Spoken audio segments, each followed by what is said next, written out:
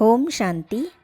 ब्रह्मा बाबा की जीवन कहानी में आज की कड़ी में हम पढ़ेंगे अपकार करने वालों पर भी उपकार, सेवा कार्य के लिए नियम। 5-6 वर्षों के बाद एक दिन शिव बाबा ने ब्रह्मा बाबा के माध्यम द्वारा कुछ एक ज्ञाननिष्ठ कन्याओं को कहा कि अब आपकी अवस्था परिपक्व हो गई है। अब आप लोगों को अपने लौकिक माता पिता और परिवार के यहाँ घर जाना है और जिन्होंने आप पर अपकार किया था उनका भी उपकार करना है। उन्होंने उस समय आपको न पहचान कर आप पर अत्याचार किए थे, परंतु अब आप उनके यहाँ जाकर उनका भी कल्याण करो। कहावत भी है कि पहले तो घर वालों का भला करना चाहिए। Charity begins at home. जिन यज्ञवत्सों अथवा ब्रह्मा कुमारियों को अपने लौकिक माता के घर में ज्ञान देने के लिए भेजा गया था, उनमें से एक ब्रह्मा कुमारी मनोहर इंद्रा जी भी थी। इस विषय में उनका निम्नलिखित उल्लेख पढ़ने के योग्य है। सेवा कार्य करने के लिए बाबा द्वारा बताए हुए नियम। जब हमें बाबा ने अपने लौकिक घर में जाकर ज्ञान सेवा करने की आज्ञा दी, तो साथ ही साथ उन्होंने हमें 6 विशेष बातों के लिए सतर्क रहने की शिक्षा दी। बाबा ने कहा, बच्ची, जब आप लौकिक संबंधियों के पास जाकर खड़ी हो, तब एक तो आपकी स्थिति ऐसी आत्मनिष्ठ हो कि उन्हें आपसे दैहिक संबंध की रंचक भी भासना न आए। आपको देखते ही उनको यह संकल्प न आए कि यह हमारी बेटी है, बहन है आदि, और उनके मन में मोह जागृत न हो, बल्कि उन्हें आप एक शक्ति के रूप में ही दिखाई दे। दूसरे, उन पर आपका इतना आत्मिक प्रभाव होना चाहिए कि वे आपको मोह के वशीभूत होकर गले न लगाए। तीसरे, आप उनके यहाँ फल, दूध आदि शुद्ध ही भोजन ले सकती है और कोई चीज़ नहीं ले सकती।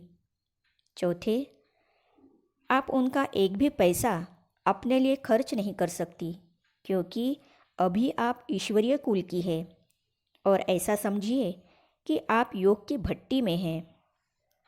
बच्ची, दूसरे के धन और अन्न का भी मन पर बहुत प्रभाव पड़ता है, इसीलिए आप उनके धन से या उनके हाथों से बना भोजन नहीं ले सकती, क्योंकि वे मनोविकारों पर विजय प्राप्त करने का पुरुषार्थ नहीं करते हैं।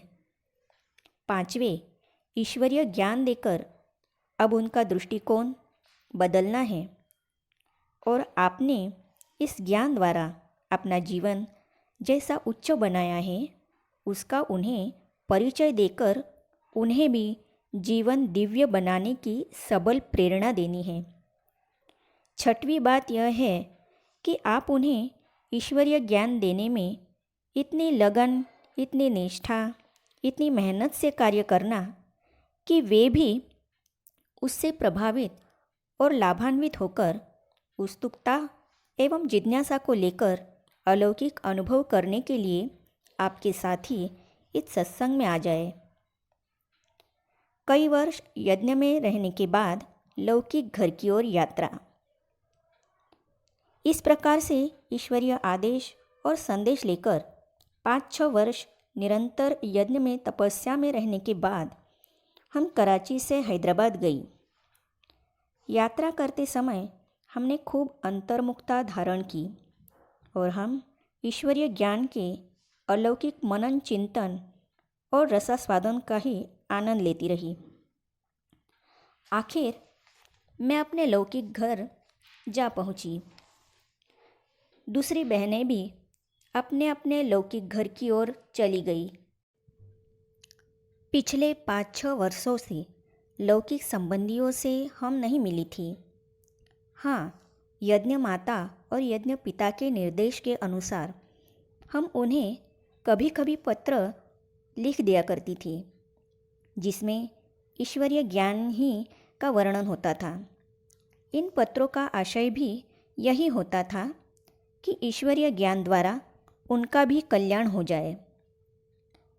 अब जब हम घर की ओर रवाना हुई तो हमने घर वालों को पत्र या तार द्वारा अपने आने के बारे में कोई अग्रिम सूचना नहीं दी थी।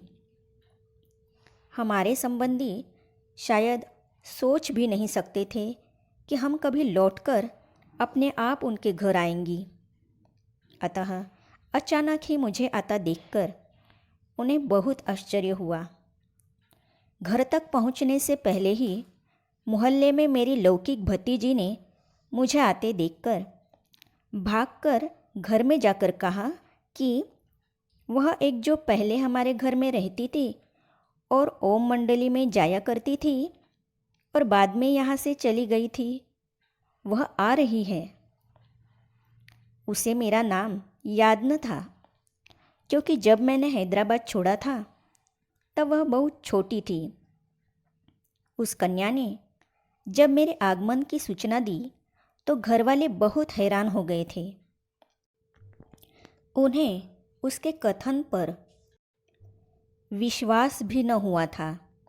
उसकी बात को सुनकर घर में हलचल मच गई थी और सभी मुझे देखने के लिए उत्सुक हो गए थे। मेरी लौकिक माँ को भंडारे अर्थात पाकशाला में जाकर जब किसी ने सूचना दी तो वे सब कार्य छोड़कर ऐसी भाग उठी थी कि जैसे अनायास ही कोई लॉटरी मिल गई हो। मेरी लौकिक माता के इस कमरे तक पहुंचने के लिए एक जीने पर चढ़कर जाना पड़ता था। मैं सभी सीढ़ियाँ चढ़कर अभी मकान के दरवाजे पर पहुंची ही थी कि मेरी लौकिक माता भागती हुई भंडारे से आकर उस दरवाजे तक पहुंची थी। बस उस दरवाजे के बाहर मैं खड़ी थी और अंदर वह खड़ी थी। माँ के हृदय में सुषुप्त ममता शायद जाग उठी होगी। आंखें अधिक खुली हुई थी और वह बहुत ही खुश और चकित हुई सी लपक कर मुझे अपनी भुजाओं में लेकर अपने गले से लगाना चाहती थी। ऐसा उनका हाव भाव मालूम होता था, परंतु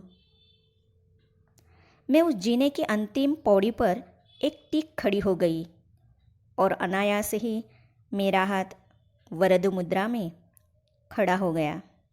मेरी लौकिक माता की आंखों से कुछ अश्रु टपके थे। मैं पहले तो आत्मिक दृष्टि से उनकी ओर देखते हुए मौन मूर्ति की तरह खड़ी हुई निहारती रही। वह भी थम गई थी।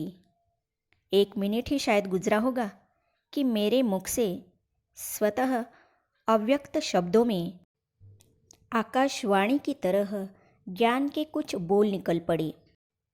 इस एक अनोखे वार्तालाप और अनोखे मिलन को पढ़ते हम अगली कड़ी में देखना न भूलिए। तो इसे जानने और पढ़ने के लिए इस चैनल को सब्सक्राइब करने के साथ ही साइड में जो बेल आइकॉन है उसे भी क्लिक कीजिए, ताकि आने वाली सभी वीडियो आप तक पहुंचती रहेगी।